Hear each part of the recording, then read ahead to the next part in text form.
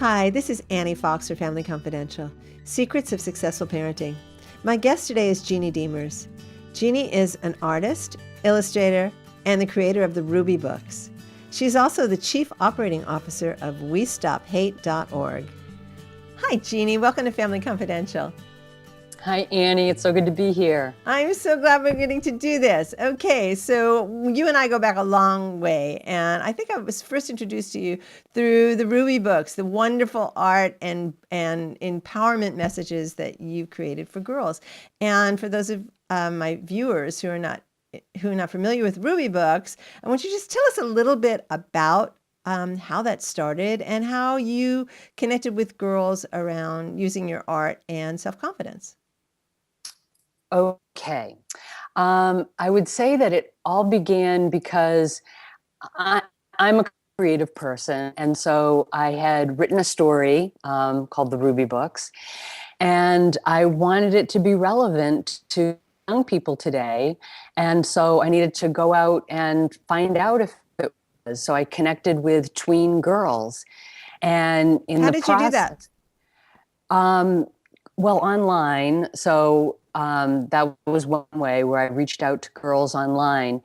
But I went to the Tween Girls Summit in DC one year. Who knew there was And such a thing? I didn't know that. The Tween Girl Summit. the Tween Girl Summit. And so, Fabulous. yeah, and it was fascinating. It was fascinating.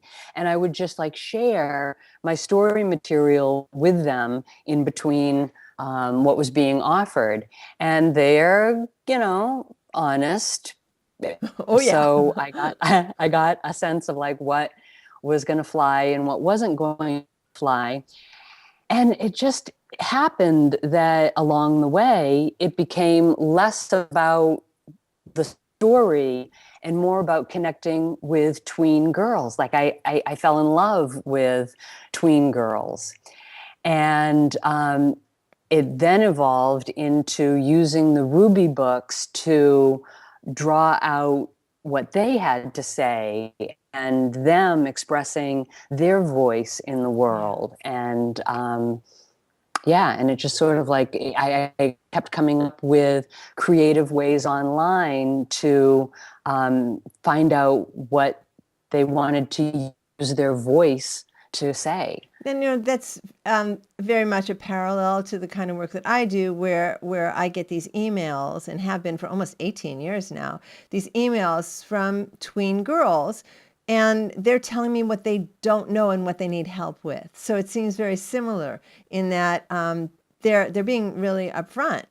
They can Yes. say, I don't know about this, and because I don't know about it, it's getting me in trouble with my friends, with my parents, in the boyfriend-girlfriend zone. And if you could just help me by giving me some content. And that's what you do.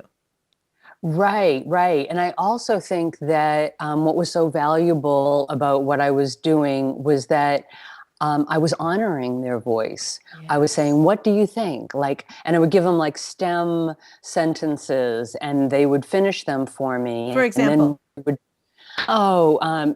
it kind of like the first one that comes to mind, just because it's a dorky one, was like, if you were from another planet and you were coming to Earth, what would the one thing that you would want to say to everybody on the planet be?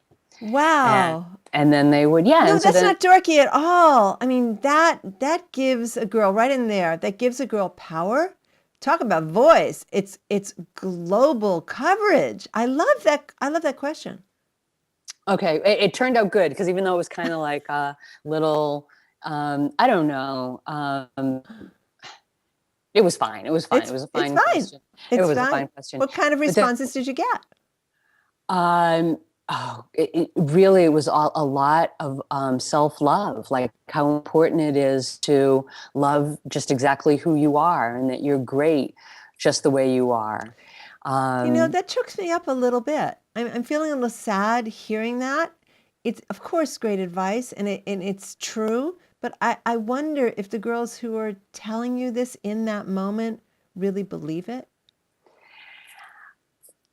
Yeah, maybe, it's them wanting that to be the case. Yes.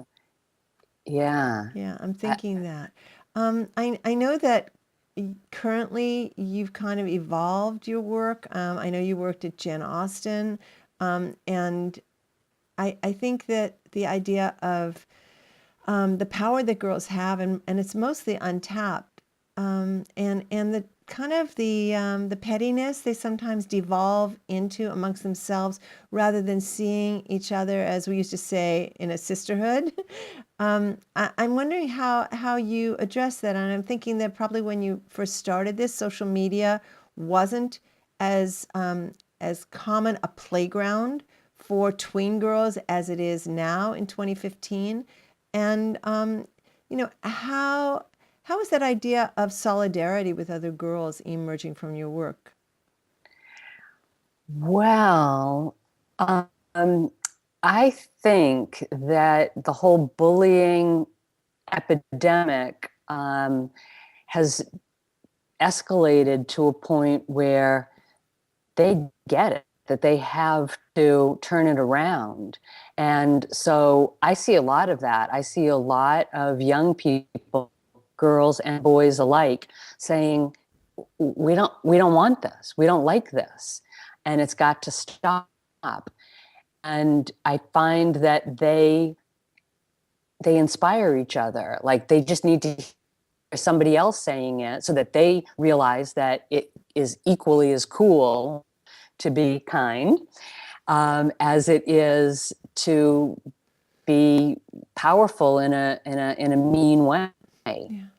I'm really encouraged to hear this, Jeannie. I'm going to tell you because I think in many ways we live in a culture of cruelty, and tween girls are very peer approval addicted. And if, most of the people you hang out with and most of the role models you see in entertainment around you are acting in ways that are cruel, and you want to aspire to be like that person over there, especially since her hair is so cool and she dresses so cool, and look at the cute guy that she's got on her arm. If you're aspiring in that direction, I think it's harder to go against the what is normal. And if normal is cruel, you need a lot of strength of character. But that goes back to the authenticity and that you work with. Yeah. What do you mean the I authenticity? mean, finding your own voice. Oh, yes, yes, yes, yes, yes. Like knowing yourself well enough to be able to check in with yourself and say, oh, it does not feel so good. I don't know why it doesn't feel so good, but it doesn't. So, yeah, the work that is involved in being able to know who you are and to have that relationship, it's important. And the younger you get in touch, or actually, because I think we all have it, and then we lose touch. And so it's about reconnecting. Yeah, it's about reconnecting, and you're right. We weren't having these kinds of conversations when we were in middle school. No. And in some ways, even though the challenges are bigger, I think the resources and the conversations are empowering, and it's easier and easier to tap into a counter cruel kind of ethos if you're looking for it. If you get a sense that this, like you just said, this doesn't feel right. I'm not sure why. Maybe I can't articulate it as an 11 or 12-year-old, but I know it doesn't feel right. So I don't want to just go along with it. And when people like you and the kind of work that you put out for people is directed to them and say, okay, here are some reasons why this might not feel great to you, and here's what you can do. It's almost like being a peaceful warrior, isn't it? Right. And I think what you said, it's like giving them things that they can do is the important piece, because it's one thing to know that something should be different, but what are the practices that you would need to put in place to actually make it different? Yeah. Yeah, it's like I often say, it's one thing to be nice, being nice, but there's more to it than that, and you've got to do good instead of just being nice. Being nice is okay, but doing good is better. Most of my listeners are parents of tweens and teens, and or counselors. So I'm wondering if you can just give like one tip for a parent who might be listening to this and having some concerns about her daughter and the way her daughter and her friends kind of interact. What could a parent do to maybe plant some seeds in the direction of the work that you do to help her daughter? Okay, so the thing that I would say is that it is far more effective when they're hearing it from people their own age. And so, like, I just think it carries a whole lot more weight It than when does. it's coming from me. And I work with one girl in particular, Emily Ann, and she has created a YouTube channel called We Stop Hate. And it's brilliant in that it is young people. She asked them what their favorite confidence tips and tricks were, and if they'd had any experiences with bullying, and how did they overcome it, and what's their story. So there are these short, little, entertaining videos, homemade videos of teenagers in their bedroom just talking to their camera, and they're so powerful. They're just they're entertaining at the same time. They're really inspiring. I'm sure they are, and you're absolutely right. I think the key is young people talking to each other. So these girls who are posting these videos on We Stop Hate, they're taking a leadership role. They're Yes, saying, yes, girls and boys. I've learned, girls and boys, great. I've learned something, they're saying, and here's what I've learned. So they've taken Emily Ann's invitation, challenge, and saying, okay, here's something I've got to share. And so all of a sudden it's now peer leadership.